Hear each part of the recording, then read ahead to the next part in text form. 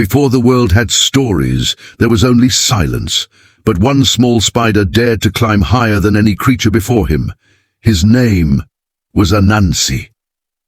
Thunder cracked as the web weaver rose from the shadows, small, fragile, and cunning. He was no warrior or king, yet inside his gaze burned a spark of defiance.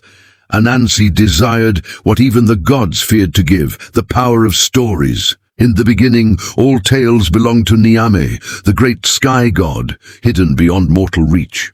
Kings and hunters prayed for wisdom, but Nyame hoarded every story like treasure, and Anansi could not bear a silent world. So he spun his silver thread up to the heavens, climbing through clouds and thunder. When he reached Nyame's golden throne, he bowed low. "Great Nyame," he said, "I wish to buy your stories." Laughter rolled like thunder from the sky god's chest. "You? A tiny spider dares to buy the wisdom of the gods?"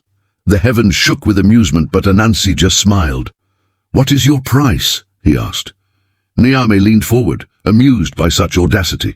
"Bring me the most impossible gifts, Onini the python, Osebo the leopard, Moatia the invisible fairy, and Moboro the deadly hornets.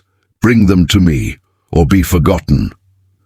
The challenge was madness. Even the gods whispered, "The spider is doomed." But Anansi only smiled and descended from the sky. He whispered to the wind, "A trickster does not need strength, only wit." In the jungle, the great python Onini slithered long as a river. Anansi approached with clever words. "My wife says you are shorter than the palm tree," he said, feigning confusion. The python hissed, insulted, and demanded proof. Anansi laid a palm branch on the ground, and as the arrogant serpent stretched beside it, Anansi bound him from head to tail in vines. Length measured, wisdom gained. Next came Osebo, the leopard. Anansi dug a deep pit along Osebo's path and covered it with leaves. When the leopard fell in, Anansi dangled his web down. "Hold tight, friend. I'll help you out." But when Osebo grasped the silk, Anansi bound him fast. The more the leopard fought, the tighter the web grew. Then, as rain poured from the heavens, Anansi found the hornet's nest. He filled a gourd with water and poured it over himself. "Ah, the sky is crying," he shouted. "Quick, hide in my gourd for safety." The hornets, believing him, swarmed inside. With a swift motion, Anansi sealed the gourd tight. Only one task remained. Moatia, the invisible fairy. Anansi carved a doll from sticky gum and placed a bowl of sweet yams before it. Soon, the fairy arrived. She said, "Who left this feast?" She ate the yams, and as tradition demanded, said, "Thank you." The silent doll did not respond. Insulted, Moatia struck it, and her hands stuck fast. She kicked and struggled, only to become completely trapped. Anansi stepped from the shadows, laughing. Even the unseen can be caught in their own pride. Nyame gazed down in disbelief as the spider arrived with his impossible prizes. The python, the leopard, the hornets, the fairy, all conquered. The heavens grew silent as Nyame rose from his throne. "From this day forth," he boomed, "the stories of the world belong to you and your children." Lightning cracked as Anansi carried the stories down from heaven, wrapped in his shimmering web. He spread them the way spiders spin webs, for beauty, for survival, and for power. Through his tales, people learned that even the smallest creature can outwit the mighty, that cunning, not strength, shapes destiny. In the Akan lands of West Africa, fires burned bright as elders whispered his name. His lessons were wisdom disguised as laughter. Cleverness, humility, courage, these were the threads of his web. But the tides of history turned dark. Ships crossed the ocean, carrying millions of souls into bondage. Among them traveled not gold or silk, but stories. Across the Atlantic, Anansi followed. On plantations in the Caribbean and the Americas, his spirit survived in whispers. The enslaved told tales of Aunt Nancy, Anancy and Nancy, the spider who outsmarted kings. He became a symbol of rebellion, hope, and freedom. In Jamaica, he laughed through the voices of storytellers.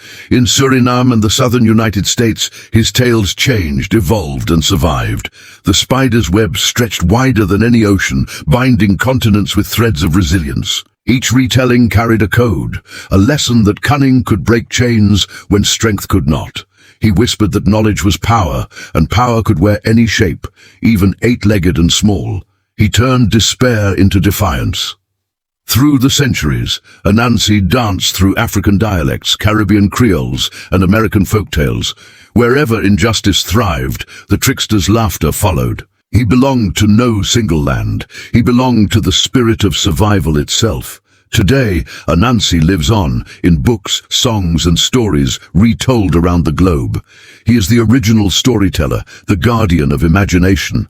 Scholars see in him the genius of the Akan people, while psychologists see the archetype of the trickster. But to the people who still whisper his name, Anansi is more than myth. He is memory, alive, defiant, and eternal. Under a starlit sky, a child listens as the tale unfolds. Anansi tricked the sky god, and the world found its laughter. Somewhere, unseen, a spider drifts on a silver thread. Its shadow dances across the earth, as it always has. For every storyteller who dares to speak, Anansi's spirit spins nearby, across time, across oceans, across the divide between myth and truth. He endures, the trickster, the teacher, the eternal weaver of tales. So when you hear a story that sparks wonder, that twists truth into wisdom, remember this. It began with a spider who defied a god. A creature so small, yet brave enough to climb into the heavens, and from his web the world learned to dream, because long before we wrote history, Anansi wrote us. Thank you so much for joining us on this journey. If you enjoyed this story, don't forget to like, subscribe, and hit that notification bell for more tales from around the world. We'll see you next time.